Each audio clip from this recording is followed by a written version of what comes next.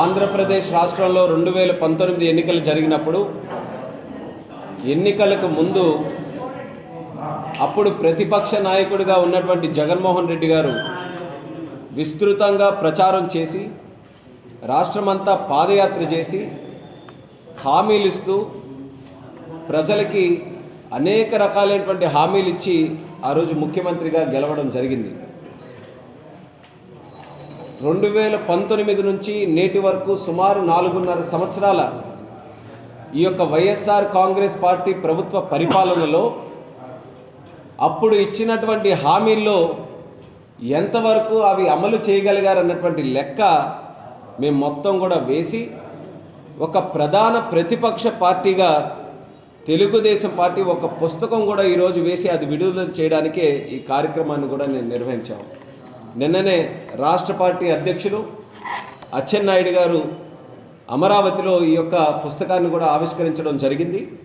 ఈరోజు జిల్లా స్థాయిలో ఇదే కార్యక్రమాన్ని పెట్టుకొని ప్రజలకి ఏ రకంగా మోసపూరితమైనటువంటి హామీలు ఇచ్చి అమలు కానిటువంటి హామీలు ఇచ్చి కేవలం ఆయన ముఖ్యమంత్రి అవ్వడానికి ప్రజలని ఎన్నికలని ప్రజాస్వామ్యాన్ని ఏ రకంగా ఉపయోగించుకున్నారో అన్న విషయాన్ని మరొకసారి తెలియజేయడానికే ఈ యొక్క కార్యక్రమాన్ని పెట్టాం.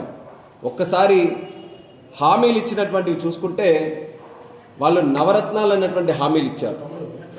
అలాగే ఒక మేనిఫెస్టోని ఎన్నికలకు ముందు జగన్మోహన్ రెడ్డి రిలీజ్ చేశారు. దానితో పాటు పాదయాత్రలో రాష్ట్ర స్థాయిలో కానీ జిల్లా స్థాయిలో కానీ నియోజకవర్గ స్థాయిలో కానీ అనేక రకాలైనటువంటి సభలు పెట్టి అందులో కూడా స్థానికంగా ఉన్నటువంటి సమస్యల మీద కూడా అనేక రకాలైనటువంటి హామీలు ఇవ్వడం జరిగింది. మొత్తం లెక్క వేసుకుంటే నవరత్నాలు మేనిఫెస్టోలో 199 హామీలు ఇచ్చారు. 199 హామీల్లో అమలు కానటువంటివి 109 హామీలు ఉన్నాయి. అలాగే పాదయాత్రలో ఇవన్నిటిని కూడా కలిపి సుమారు 530 హామీలు ఇస్తే అందులో అమలు కానటువంటివి సుమారు 500 దాటున్నాయి. మొత్తం మీద 730 హామీలు ఎన్నికలకు ముందు జగన్మోహన్ రెడ్డి ముఖ్యమంత్రి అవ్వడానికి ఇస్తే అందులో అమలు కానటువంటివి 85%, అంటే 621 హామీలు పూర్తిగా అమలు చేయకుండా కేవలం గాలిలో మాట్లాడినటువంటి మాటలుగానే మిగిలిపోయాయి తప్పితే ఏ ఒక్క కార్యక్రమాన్ని కూడా రాష్ట్రాన్ని కానీ ప్రజల్ని ఉద్దేశించి చేయలేనటువంటి వైఫల్యమైనటువంటి ప్రభుత్వం ఈ వైఎస్ఆర్ కాంగ్రెస్ పార్టీ ప్రభుత్వం అనేది మేము తెలియజేసుకుంటున్నాం. ఈరోజు రాష్ట్రం అంతా కూడా అతలాకుతలంగా మారింది. ఏ ఒక్క వర్గం కూడా సంతోషంగా లేదు. ఏ ఒక్కరు కూడా ఈ యొక్క ప్రభుత్వ పరిపాలనలో మేము బాగుపడ్డాం, మా కుటుంబం బాగుపడింది, లేకపోతే మాకు ఒక ఉద్యోగం వచ్చింది, లేకపోతే ప్రభుత్వం నుంచి మేము ఇంత చక్కగా మేము సహకారం పొందామన్నటువంటి మాట ఒక్క కుటుంబం కానీ ఒక్క సగటు మనిషి కానీ ఈరోజు చెప్పలేకపోతున్నారని అంటే ఎంత ఆందోళనకరమైనటువంటి పరిస్థితుల్లో ఆంధ్రప్రదేశ్ రాష్ట్రం ఉందో ఒక్కసారి ప్రజలు కూడా గమనించమని తెలియజేస్తున్నాను.